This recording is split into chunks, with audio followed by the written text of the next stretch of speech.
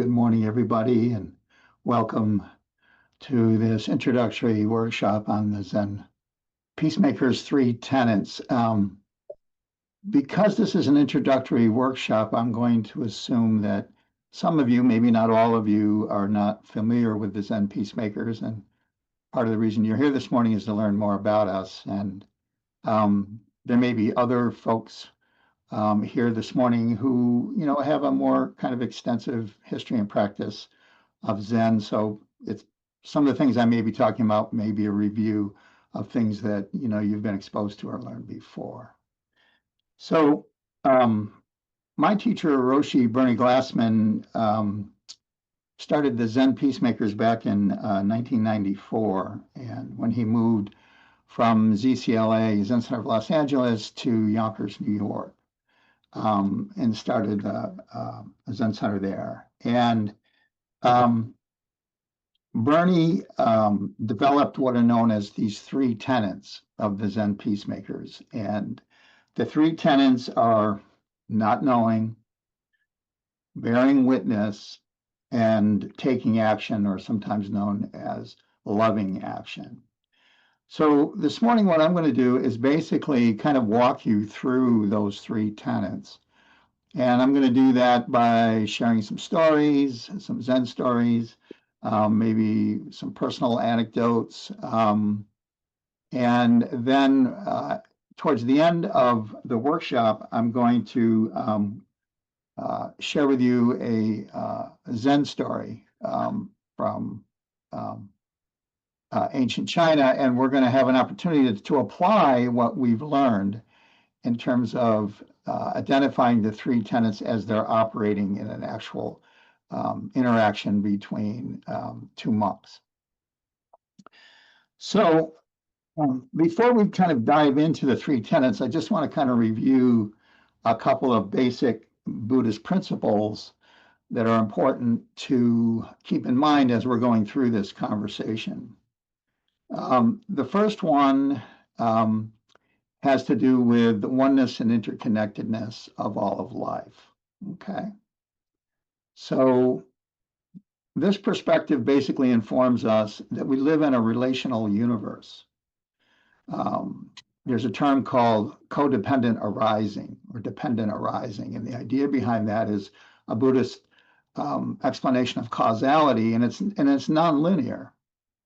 And dependent arising, everything that is happening in each moment as a result of the complete interconnectedness of everything that exists everywhere throughout all space and time, going all the way to back to the Big Bang and all the way to the future. Okay. So everything is interconnected. It's a basic Buddhist principle. And the second basic Buddhist principle is everything is impermanent. So everything is connected, and this connectivity is constantly changing everything moment to moment to moment, and they're resulting this dynamic universe in all of life. Okay. So those two ideas, the oneness and interconnectedness of life and impermanence, are two basic principles that underlie a lot of what we're going to talk about today. My teacher emphasized this when he said, we must realize that what we call events, people, or objects are just relationships, interactions of phenomena that reflect all other intersections of phenomena. Okay. So how this relates to the first tenet of not knowing. So the first tenet of not knowing is basically the idea of letting go of fixed ideas about yourself, the others, that is everybody else, including everything, and the universe. So not knowing is a way of being in the world where you're open, continually open to what is arising right here, right now, just as it is, however it is. Okay. That's a big task. That's a big ask. Because our entire conditioning in a dualistic framework is to not do that. is to be caught up in our concepts and ideas of what happened in the past and what we think may happen in the future. So we're constantly rehashing the past, rehearsing the future. And while all of our psychological energy is caught up in that effort, we're forgetting to be right here, right now, being with things as they actually are, as the world is actually unfolding. Okay. Not the way it used to be or the way I'm afraid it might be, but the way that it actually is. So let's revisit a little bit the idea of the Four Noble Truths, which is very kind of basic Buddhism, right? So the Four Noble Truths articulated by the Buddha are, number one, that life is characterized by suffering. Number two, suffering is caused by attachment. Number three, there is a path out of suffering. And number four, that path is the Noble Eightfold Path, okay?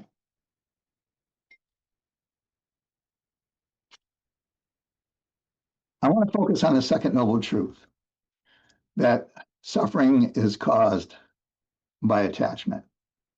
So when you look at the word for attachment in the ancient Sanskrit, what it actually refers to is the hub of a wheel that won't turn. It's in a fixed position and it won't spin. Okay. In other words, it's stuck. Okay. And this is a metaphor for attaching to and clinging to fixed ideas. The way I want it to be, the way I need it to be, the way it has to be, et cetera, et cetera, et cetera. When we cling to fixed ideas, we deny the oneness and interconnectedness of life and the principle of impermanence. Why? Because everything is changing. So whenever we try and cling to something and hold on to it in a fixed way, we are out of sync with reality and how it's actually unfolding. And that is the basis of a lot of suffering. I, my, me. It has to be my way, the way I need it, the way I want it, the way I have to have it. Even though life has already continued to move on. So that's important to remember in terms of this idea of not knowing. So not knowing is the practice of not getting caught up in fixed ideas, okay? Not clinging and holding on to concepts and ideas that are actually preventing me from living a life of freedom and movement within the context of what's unfolding in my life. So I'm going to share an old Zen story that was perhaps maybe the first time in the Zen literature where the concept of not knowing appeared. And it has to do with an interaction between Bodhidharma, who was I believe he was the 28th patriarch of Zen, going back all the way to the Buddha. And he was an Indian monk. And right around the 6th century or so, he traveled to China. And Buddhism had already taken root in China in certain forms. But a lot of it had to do with the idea of doing good deeds and accumulating merit so that you could have a good life in this life and a good rebirth in the next life. So the emperor of China, his name was Emperor Wu, had embraced Buddhism and had started to support the Buddhist monks who came from India and built monasteries and provided for their upkeep, et cetera, et cetera. But they were mostly copying sutras and working on this idea of merit. So when Bodhidharma showed up in China, he was just thrilled to have an opportunity to meet a truly enlightened master. So he asked Bodhidharma to come and have an audience with him. And one of the first things he did is he began to extol all of the works that he had performed in support of Buddhism. so assuming that he was going to get great merit for all of this. So after kind of, running this all by Bodhidharma, he said, what merit have I received? Figuring, he's the 20th patriarch. If he doesn't know, nobody knows. And Bodhidharma says, none whatsoever. Now you can imagine how that must have hit the emperor, right? So he was a little confused because he thought he understood. And he said, well, what then is the ultimate meaning of the holy truths of Buddhism? In other words, if it's not merit-based, what is it? And Bodhidharma said, vast emptiness, nothing holy or nothing sacred. And that really confused the emperor. And he said, well, who is it that stands before me then? And Bodhidharma answered the famous words, I don't know.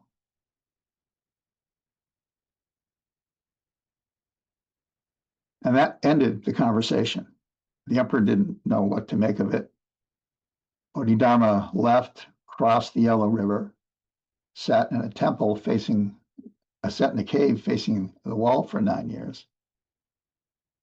And he was considered the first patriarch of Zen. So what is this I don't know? Why did he say, I don't know? Hold that thought.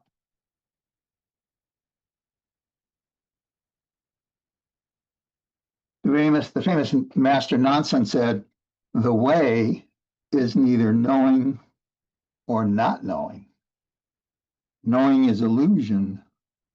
Not knowing is indifference. So there's knowledge and there's kind of ignorance of knowledge. And nonsense is pointing to some third thing, which is beyond knowing and not knowing.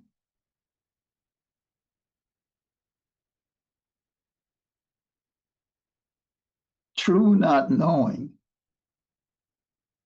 is most intimate. When we approach a situation without a fixed idea already in our mind about what we're experiencing, and we're open to what is unfolding right here, right now, we may have ideas and concepts, but we just kind of hold them back. And we just focus our awareness and our attention on what is happening right now. That's assuming a mind of not knowing. But that's not what we've been trained to do. That's not what our culture expects us to do. Our culture expects us, what's the answer? What's the solution? Come on, let's hear it. Let's go. I want to hear what's going on here, right? So from the time we're little kids and we're conditioned by our family and our culture and our school and all of that, we think that we have to come to every moment with some way of being able to figure it out right here, right now, as opposed to just coming to the moment, taking everything we know and just kind of letting it be there, right? We're not getting rid of it, because some of that stuff is very useful. If we didn't know how to do things, we'd have to learn how to tie our shoes every day, right? So, but the difference is we don't assume we know. We stay open to what is unfolding and responsive, which is the key point.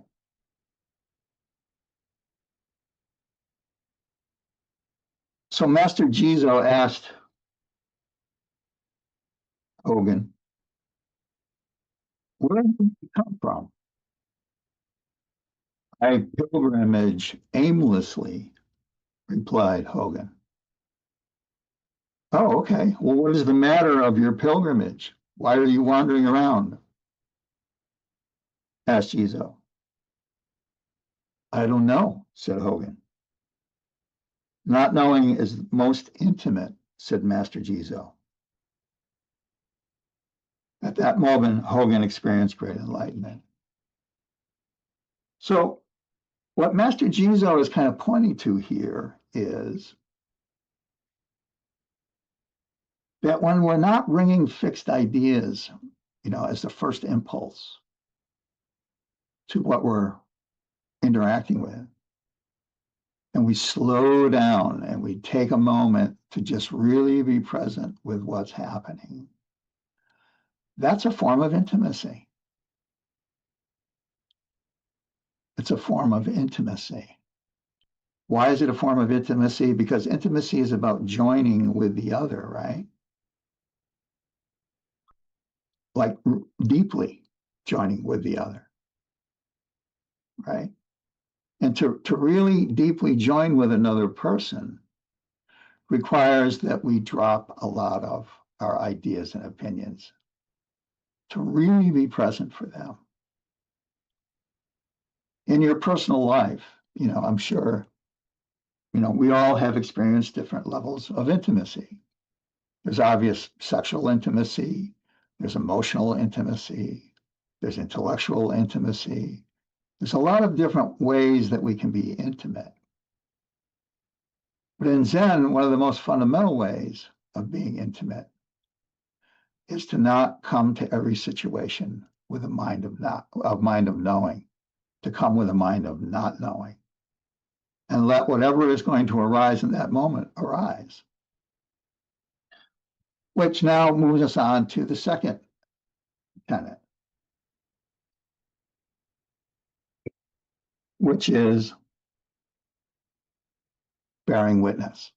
Okay, so if you're following me so far and you're hanging in with me, what we've established is not knowing is not having fixed ideas about things, coming to each moment open and present, taking the time to notice what's unfolding. And that is, in essence, a form of mindfulness, is it not? How many people here practice mindfulness or have been trained to practice mindfulness, right? So John Kabat-Zinn's, standard definition of mindfulness, paying attention in a particular way, on purpose, in each moment, without judgment.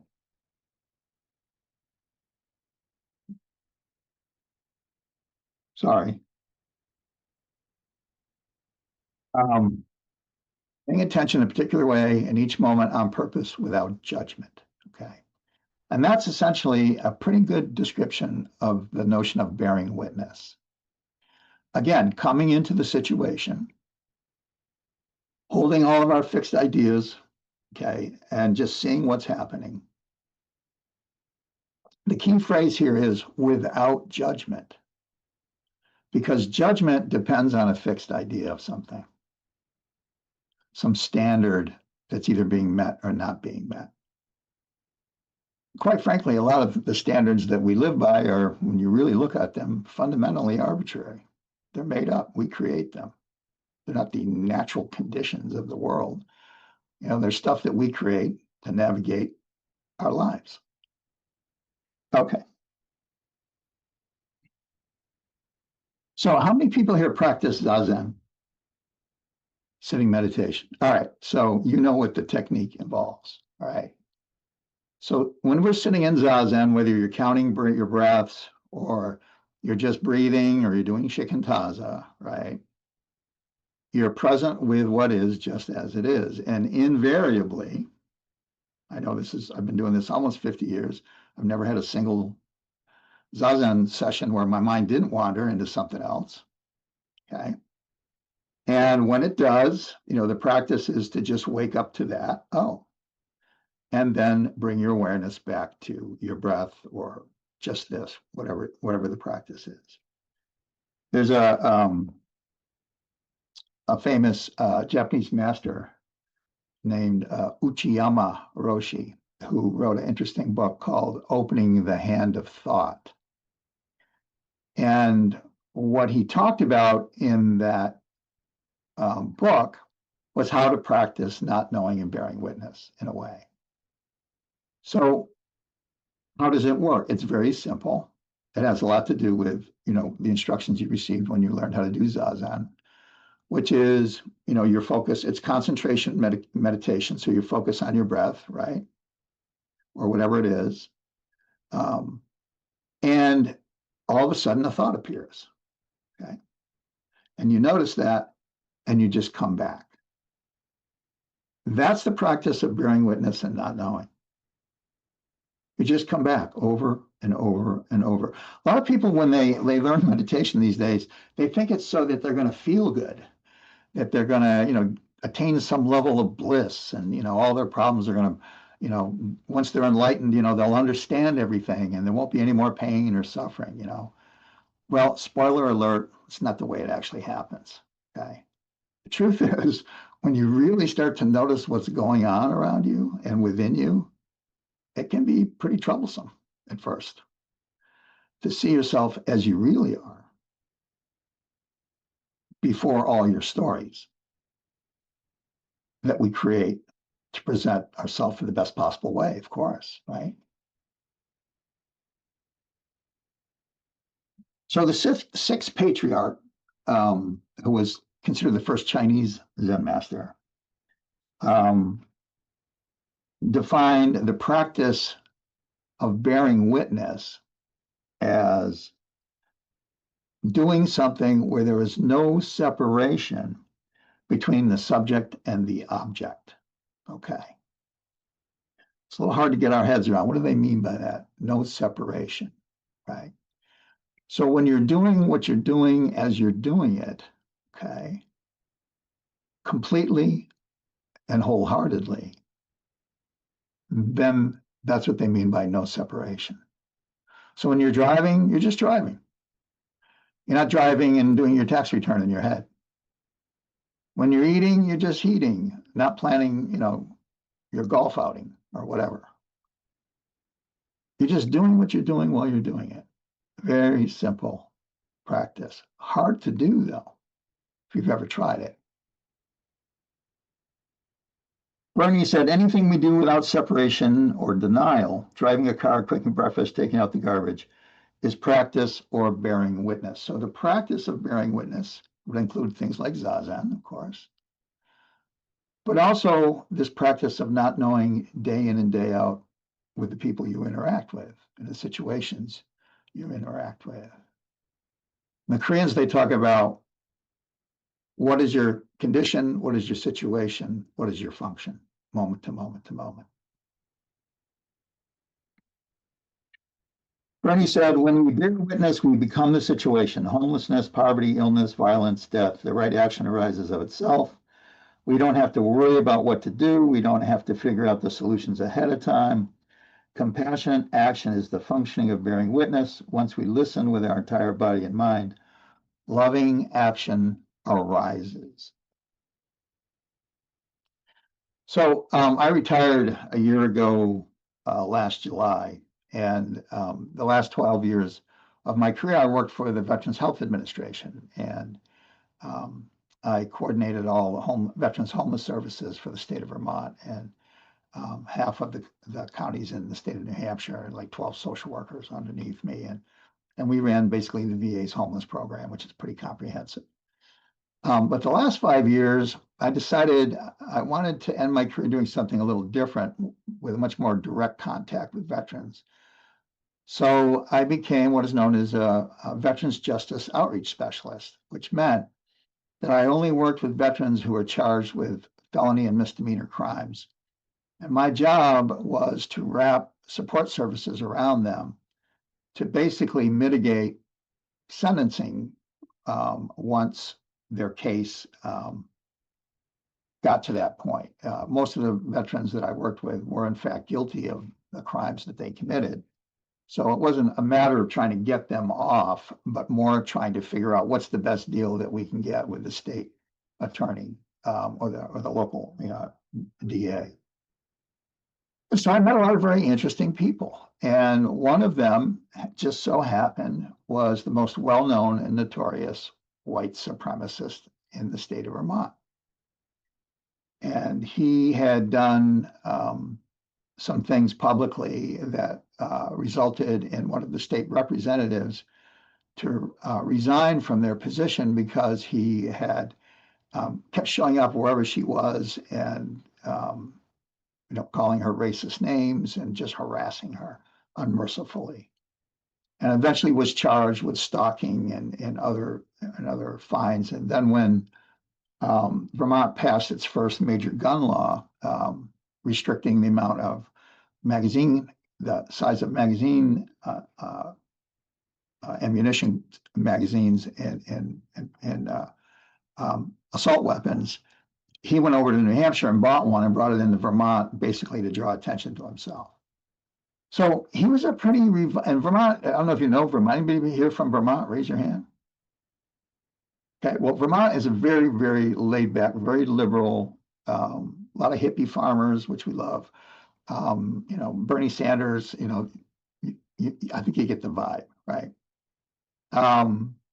So there was very low, zero tolerance for this white supremacist individual. And so when I would accompany him to court, all the local media would show up and they wouldn't even talk to this veteran, but the next day in the paper, whatever he said in court basically got blown up and sensationalized. Now, my personal political persuasion is completely opposite of this individual.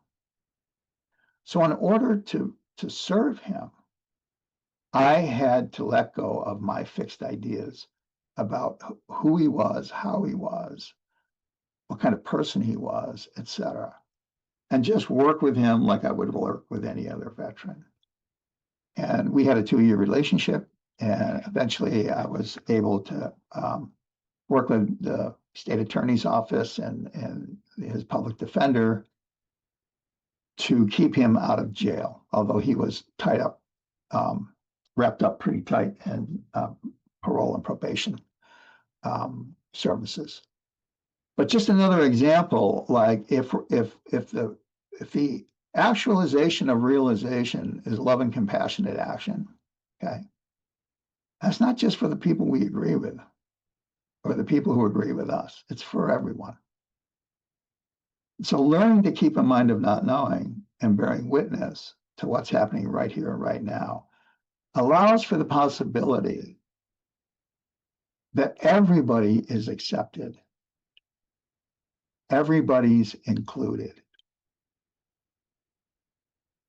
which is something that very much obviously is a problem in this country right now.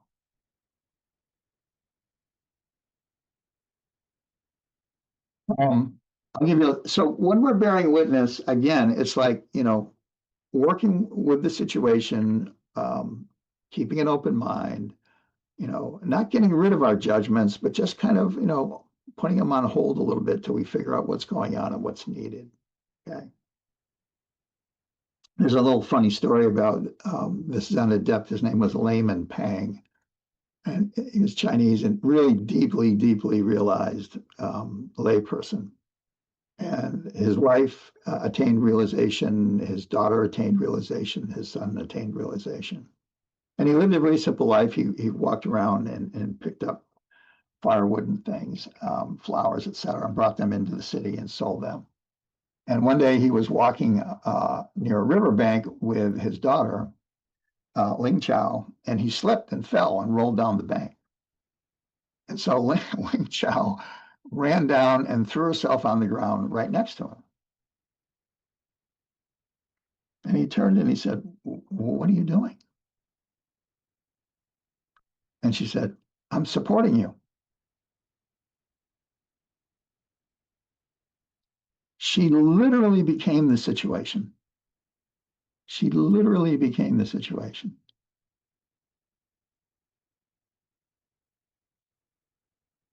It's a little bit comical, right? But it does really kind of illustrate the sine qua non of bearing witness. Now, an application of that in the Zen peacemaker world is we're famous for what we call bearing witness retreats, right? So one type is what we call a street retreat, where you basically don't shave and bathe for about a week, Um, you ask all your friends to help you raise the retreat fee. You go to a retreat location, like I've done a bunch of them in New York City, for example, and you literally live on the streets with homeless people for like a week.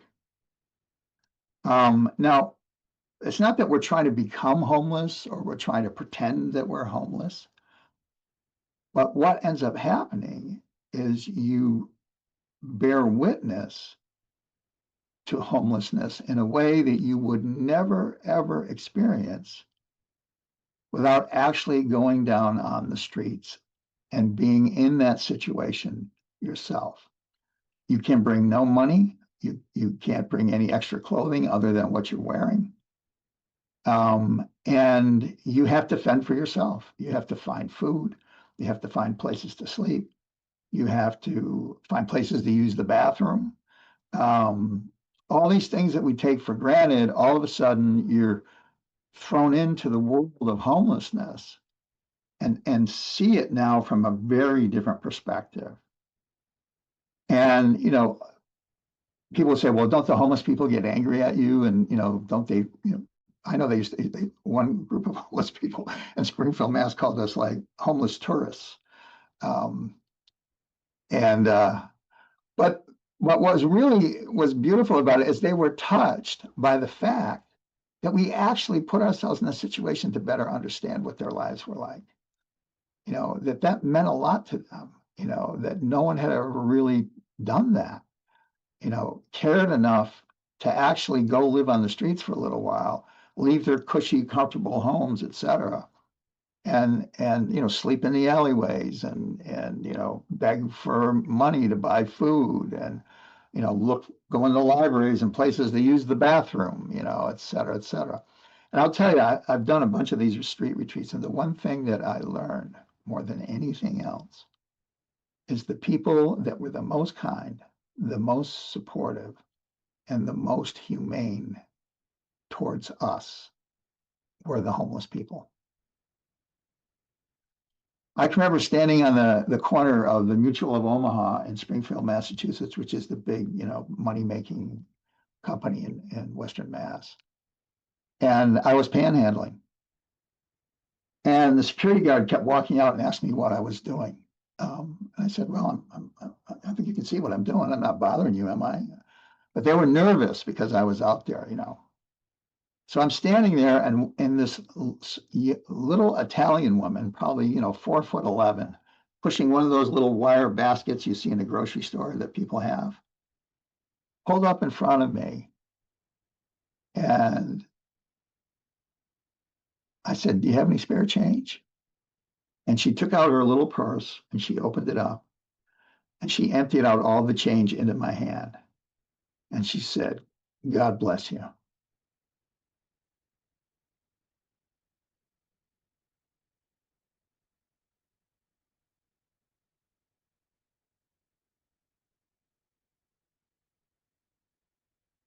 Oh man, it's still even to this day. And the tears just streamed down my face.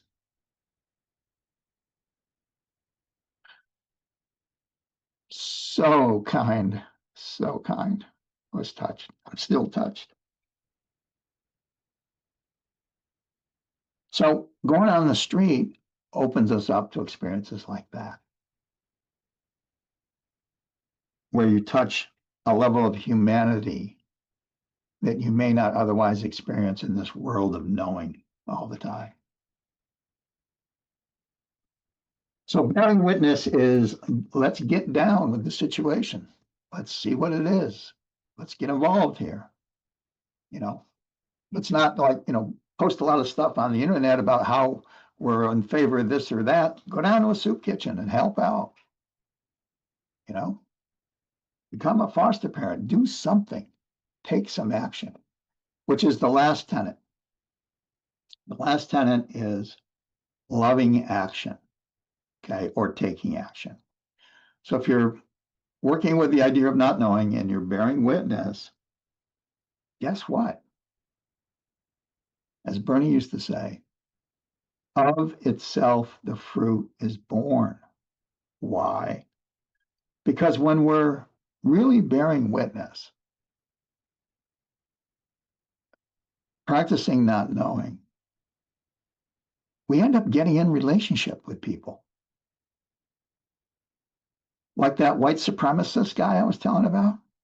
We actually became friends in a way because he ended up pouring out his whole life history and it was horrific, and his combat history, which was horrific. It turns out he has Asperger's, which was a whole issue in and of itself. Um, you know, I understood that he was a product, like we all are, of our conditioning, right? Of our conditioning. The process was the same, the outcome very different because I had a very different kind of conditioning than he did.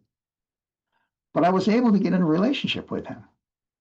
And, over time we could talk and, we could like work out problems. And I would, say, what do you think? And he'd say, what do you think? And together we'd kind of come up with something that kind of made sense. And it worked. It kept him out of jail. Um, so what I often like to say when I hear the phrase, of itself, the fruit is born, when you really get in relationship with people, you figure it out. You don't have to come in with the fixed idea. You can take a little time, develop the relationship, and together figure it out. So in the Blue Cliff record, case 14, it's called Yunmen's Appropriate Response. A monk asked Yunmen, what are the teachings of a whole lifetime? Yunmen said, an appropriate response.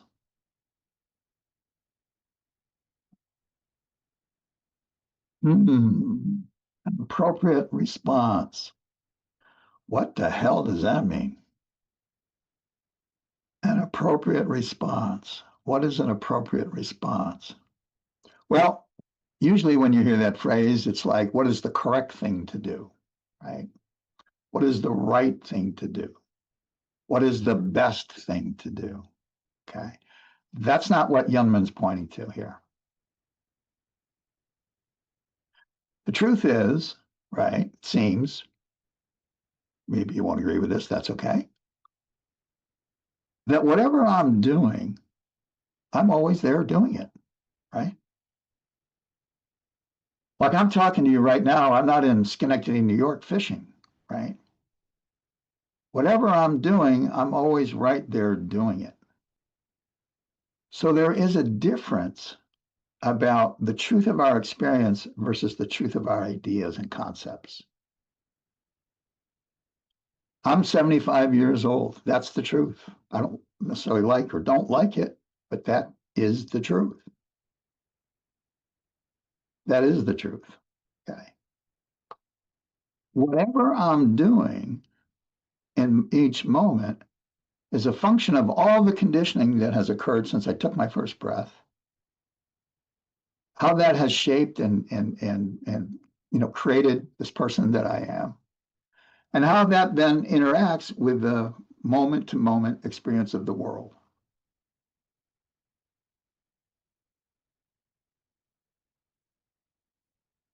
So from that perspective, oh, and the other thing is, there's nobody else in the whole world like me or like you. Why do we know that? Because none of you were with me this morning when I was driving on Route 176. You weren't with me, and I wasn't with you, right? And the truth is, each one of us is walking through this world, and the world that we live in is not like anybody else's world. The Buddha once said, I alone in the world honored one. When I first heard that, I thought, what a conceited thing to say. I alone in the world honored one. But what I came to understand in time is what he was really saying is, I'm the only one that's lived my life every single moment. I'm the only one that knows the life I've lived every single moment. And in that sense, I'm the world honored one. There's only the world that I know. And in a sense, if there's 7 billion people on the planet, literally there's 7 billion different versions of the world unfolding. So whatever your response is, the good, the bad, or the ugly, it's always appropriate because it can never be anything other than what it is. Suzuki Roshi said, "You're perfect and you're complete, just as you are. And you need to work on some stuff."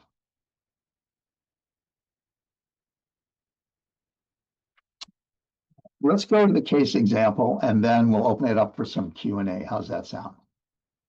All right, so I'm going to remember, let's articulate the three tenets: not knowing, not keeping to fixed ideas, staying open, bearing witness, being present for what's happening, really focusing on what's unfolding mindfully in the moment.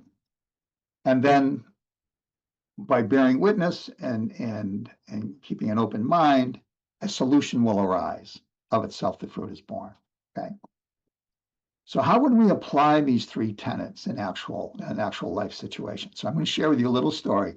I want you to think about the three tenets and see what's kind of happening in this interchange between these two monks. So there were these two monks, Tanzan and Aikido, and this was back in ancient China. And at that time of the year, the monks would travel around to different monasteries and train with different teachers. And they would be matched up where you'd have an experienced monk with a less experienced monk. And they would take a vow at sunup, and they would go through the day, and then when sunrise went down, sundown, they could speak again. So they're traveling through this area, and it had been raining throughout the night, so the ground was really wet and kind of muddy. And they come to this little stream, and there's this beautiful young woman standing on the other side of the stream in this gorgeous silk kimono. And Tanzan, the older monk, wades through the stream, picks her up in his arms, brings her over back to the other side, sets her down, and the two monks go on their way. So finally, the sun goes down, and Ikido, the younger monk,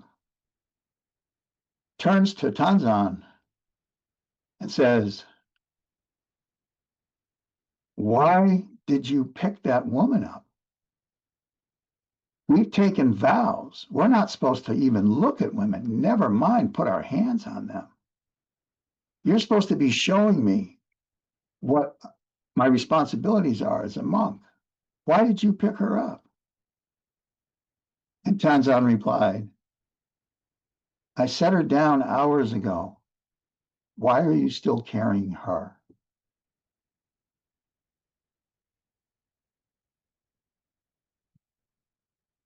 So think about this and think about the three tenets. And share with me your thoughts about how would they be operating in this little vignette.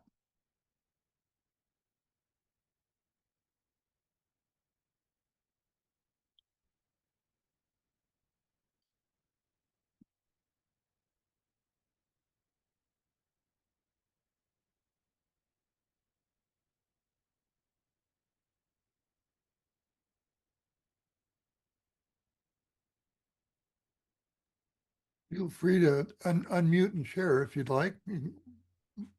Wave your hand if you'd like, or there's an electronic hand down under React.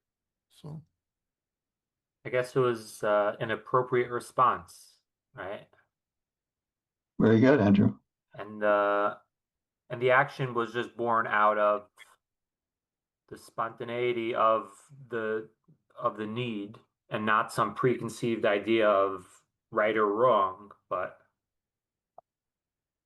yeah. Exactly. Yeah. And so Tanzan, the more experienced monk, right, as they used to say in the Midwest, knows when to hold them and knows when to fold them, right?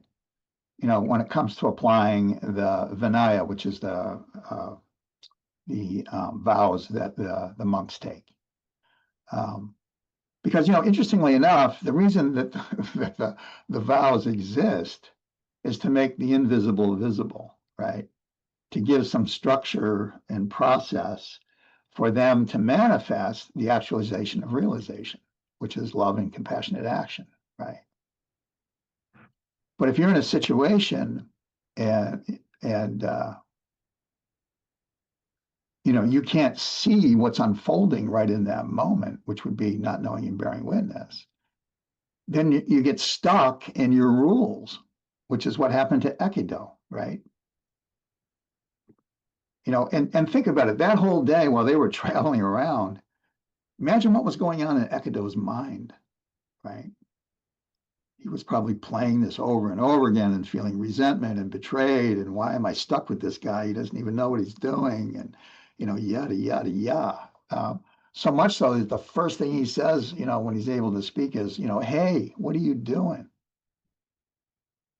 Going back to the very first thing I said in this workshop, it's fixed ideas that create suffering. Ekido created a hell in his own mind by being stuck on this idea that was absolute right or absolute wrong, right? Tanzan was driven by context, right? Driven by context. And that's very much the whole idea about bearing witness is what is the context here? And what's the appropriate response given the context?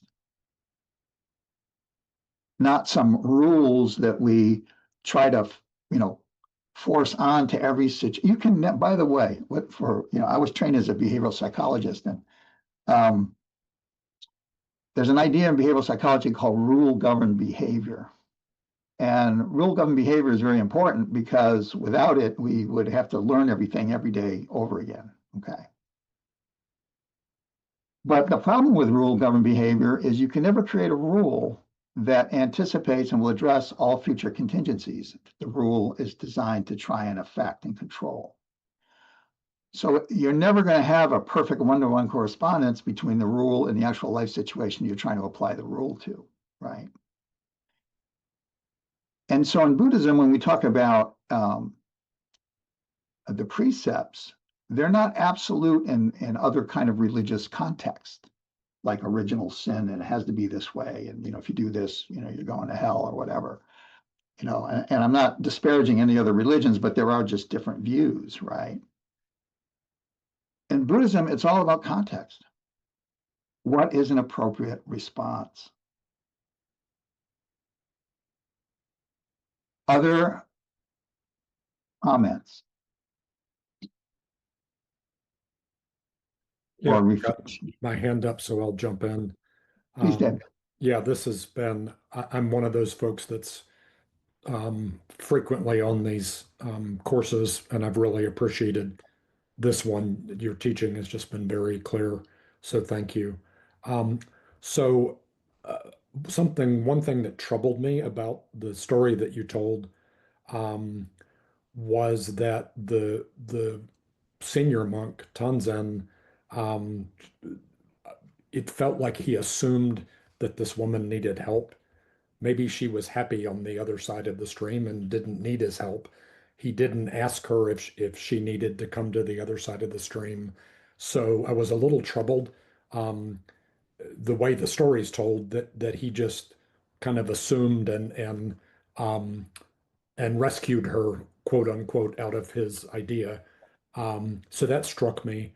Um, the other um, the other thing that struck me really brought up a personal experience where I felt like the junior monk um, for the last 6 months, where I've gotten involved in immigrant justice activities here in Denver, and it's clear to me that I got involved in that out of anger and rage and frustration for what's happening in the country. But I've realized very recently that anger and rage and frustration just gets in the way of doing what needs to be done. Yeah. And now I'm in a place where I was able to reach out to the chaplain at the ICE Detention Center here in Aurora, and I'm gathering volunteers from the Zen Center of Denver to go do meditation sittings. And we've been doing the same thing at the federal prison here for years. So it's just expanding what we're already doing. And it was only when I got out of my own frustration and stopped carrying the woman around for the whole day that I realized what actually needed to be done. So the story's kind of sparked a personal experience for me as well. That's a very beautiful sharing, David. Thank you. It really, really is hitting what the three tenets are about, the not knowing. You had to let go of your frustrations and your fixed ideas, right? Before you could actually bear witness to what was really going on. And then when you did that, the action just arises of itself. Isn't it amazing? All of a sudden, it's like, wow, now that I don't have these fixed ideas, there's all these ways that I can be helpful, right? Very Yeah, and powerful. it doesn't happen instantly sometimes. Sometimes it takes quite a while of being in that situation and slowly kind of marinating yourself in it to kind of wake up and realize, oh, this is what's really happening. Very good. Yeah, I also want to go back to the story, and my bad. I should have mentioned that the woman was showing signs of distress. She was like looking back and forth and looking worried, and that's why Tanzan. That was the context within which he just did what he did. So, but thank you. That's a very powerful sharing. John, did you have your arm up?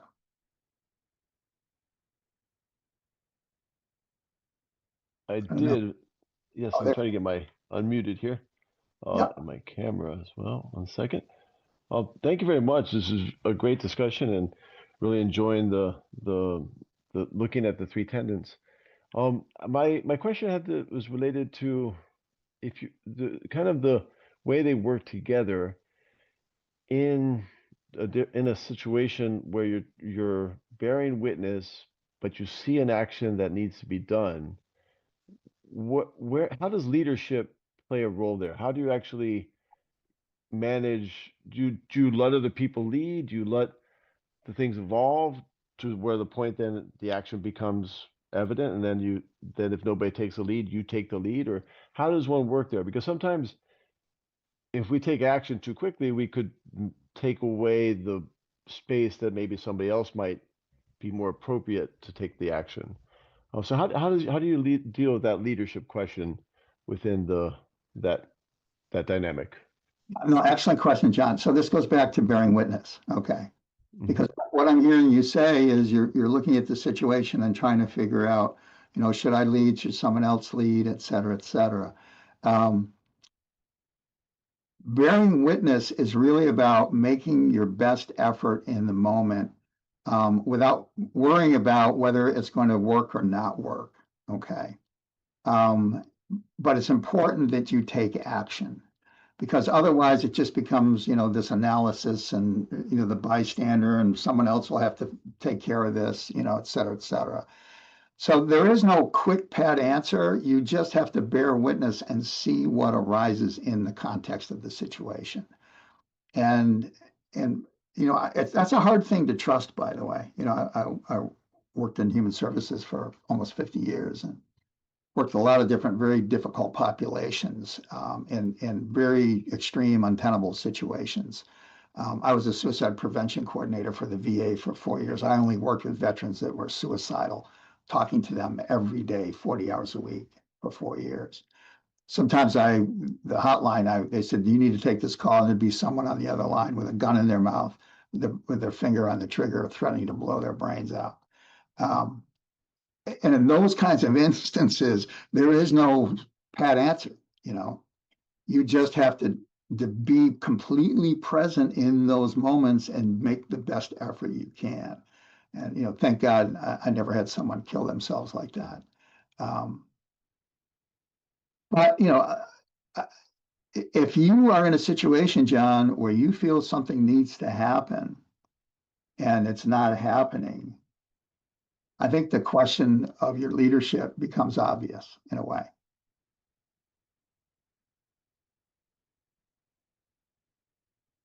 If you know Great, what I'm thank saying. you. Thank you Yeah. very much. Appreciate that.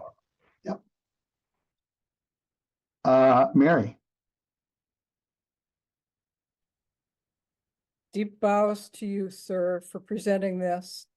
I'm on the brink of something that's going to be happening this weekend, Pride. It'll be Gay Pride, LGBTQ in our community. And the director of this Gay Pride is interested in my doing Zazen with LGBTQ. I'm a hetero, I'm a very girly girl. As South Pacific song goes, I enjoy being a girl. And so under the circumstances, I did have a moment. This was many years ago in the 1970s when I lived in Chicago and there was a gay pride parade downtown. I was with my late husband in the hospital, who, by the way, committed suicide because of mental illness. So I do have that in my background. But I was with an Ecuadorian young lady. Her father shared the suite with my late husband at the hospital, and we had seen the gay pride parade. And she said, "Mary, I'm from Ecuador. What is this pride parade about?" Well, I don't know what voice spoke from my stomach, because it wasn't me. And so I said, well, knowing full well gays in Ecuador at that time were probably crucified, I said, well, it's a celebration. There's some men who want to be women and women who want to be men, and they're celebrating that. And she said, "Oh, we don't have that in Ecuador." I said, "Oh, okay." I was that was as good as I could do. I'm poised on the brink of speaking with the pride director here, and so bearing witness and not knowing and loving action is all coming together. And when I meet with her, I want to be able to have nothing in my head. And just, go around and see the different people in their booths and see all the flaming queens and everything, and look at them with love and be able to, to be able to say with her, "Yeah, let's get a group together." Beyond that, I don't know. I'm not knowing, I'm right there. I am right there. So anything you say is going to be wonderful at this point, and I so appreciate it. Thanks, Mary. Thank Thank you. Thanks.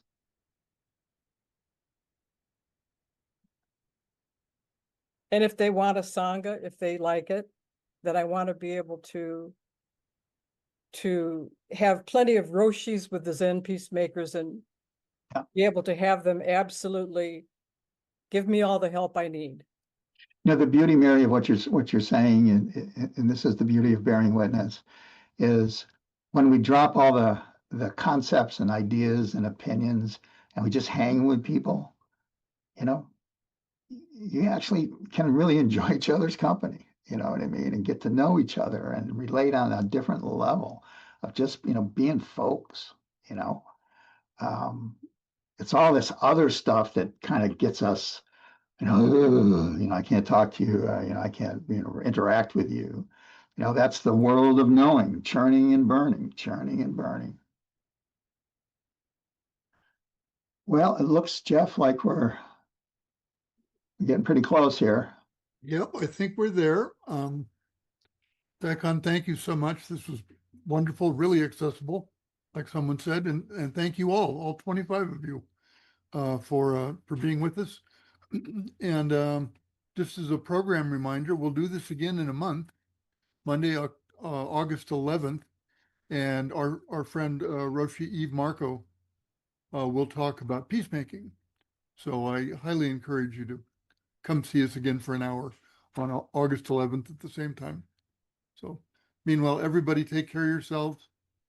Stay healthy, stay cool, stay sane, take care of somebody else. Thank you Thanks. so much. Thanks, Dagon.